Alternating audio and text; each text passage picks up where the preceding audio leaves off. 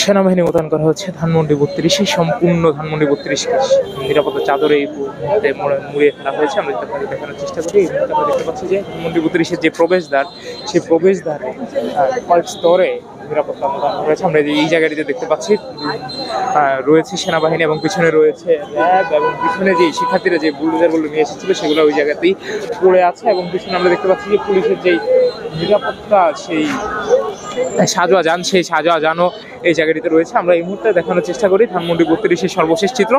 কিছুক্ষণ পূর্বে ঢাকা কলেজের শিক্ষার্থীরা দুটি বুলডোজার নিয়ে এই জায়গাটিতে এসেছিল ধানমন্ডি 32-এর যে অবশিষ্ট অংশ ছিল সেই অবশিষ্ট অংশ ভাঙতে, কিন্তু তারা এক পর্যায়ে 32 ভাঙতে উদ্যত হয়, কিন্তু পুলিশ তাদের এক পর্যায়ে লাঠিচার্জ এবং টিয়ার গ্যাস এবং সাউন্ড গ্রেনেডের মাধ্যমে ছড়িয়ে দেয়। সেনাবাহিনীও তাদের, পুলিশ এবং সেনাবাহিনীর যৌথ অ্যাকশনের মাধ্যমে তাদেরকে ছড়িয়ে দেয়।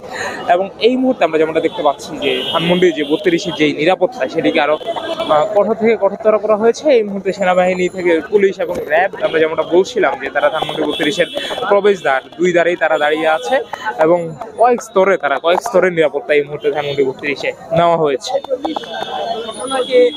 নিয়ন্ত্রণে আনার জন্য